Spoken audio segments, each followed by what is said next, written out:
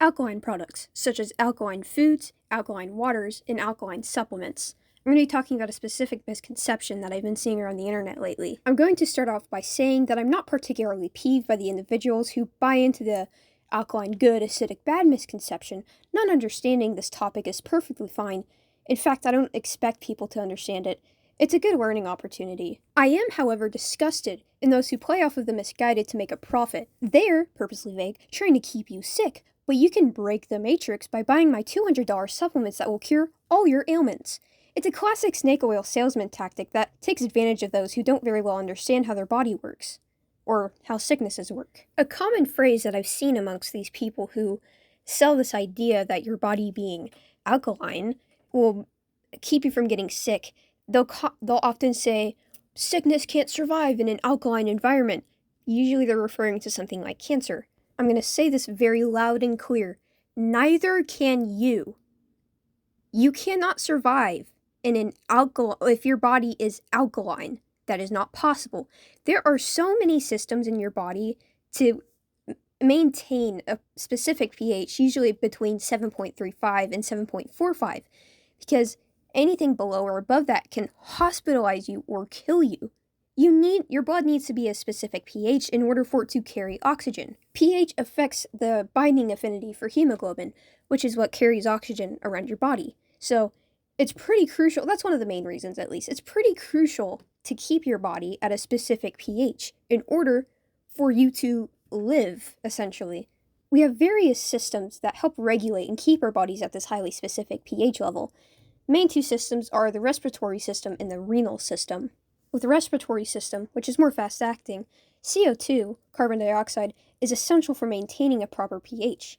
When CO2 mixes with water, which is about 60 to 70% of all of us, it makes something called carbonic acid. This heavily affects our pH balance. With something called acidosis, pH too low, our body adjusts to exhale more CO2. And then with alkalosis, our pH too high, our breathing slows to keep in more CO2. Now for the renal system, kidneys, this is a lot slower, so it can take hours to even days. So when your pH is too high or too low, they excrete excess acids or bases into your urine. I found a supplement that contains, or the main three ingredients are 25 milligrams of calcium citrate, 10 milligrams of magnesium citrate, and 99 milligrams of potassium bicarbonate. The other two ingredients are glycine and DGL, or licorice root. I'm assuming the licorice root is for digestive aid, and then glycine must be for absorption, or maybe a buffer. Either way, those top three that I listed are macro minerals that you need in your diet. I wouldn't really consider this, these are in very trace amounts. 25 milligrams, you need a lot more than 25 milligrams of calcium and 10 milligrams of magnesium in your diet every day. As for the potassium bicarbonate, the average day, I think the FDA average day limit is, 100 milligrams, so that's just barely on the line. But those are macronutrients. You do need those. If you dissolve those in, say, a cup of water, just those top three that I listed off, it'd probably need a pH of from 8 to 9.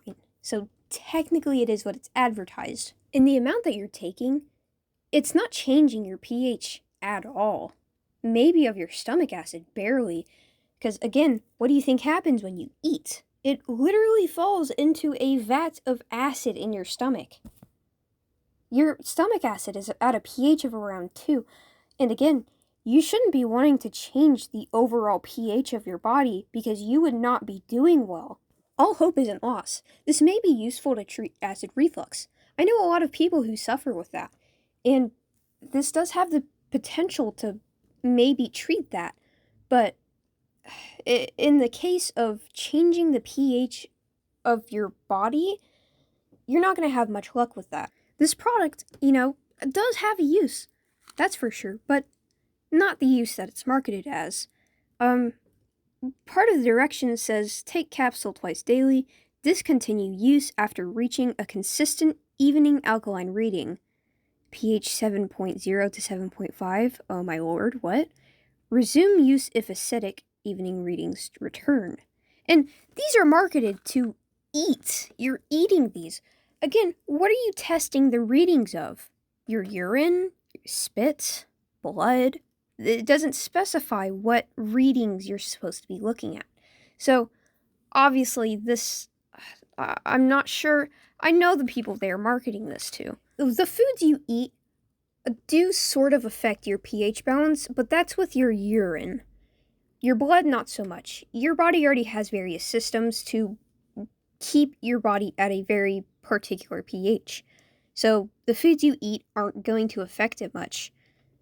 Now, a lot of the foods that they market as alkaline are, pretty good for you, actually. So sometimes it may indirectly help people, and so in their head, it's like, oh yeah, the alkaline diet cured me because now I'm alkaline, whatever that means to them, And if that really makes them feel better, placebo effect works wonders. And also, eating healthy does help.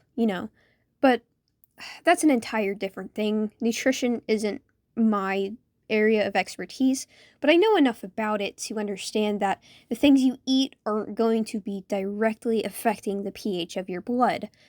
Because again, your body keeps that in check very well. That's about it. I may make a few other videos about not this specific topic, but similar snake oil tactics that people use on the internet. Because as of current day, there's been a lot more of it that I've seen. It's a bit more prevalent, unfortunately. Again, it's not really my duty to do that. That's really up to science communicators, but again, it peeves me off a little bit to see it happening in real time. This has been a thing since the dawn of time. People have been misguiding others to make a profit for centuries, since we've been able to trade. So, I'm not going to make a difference, and I know that. It's just, I do want to talk about it to some extent. Anyways, see ya.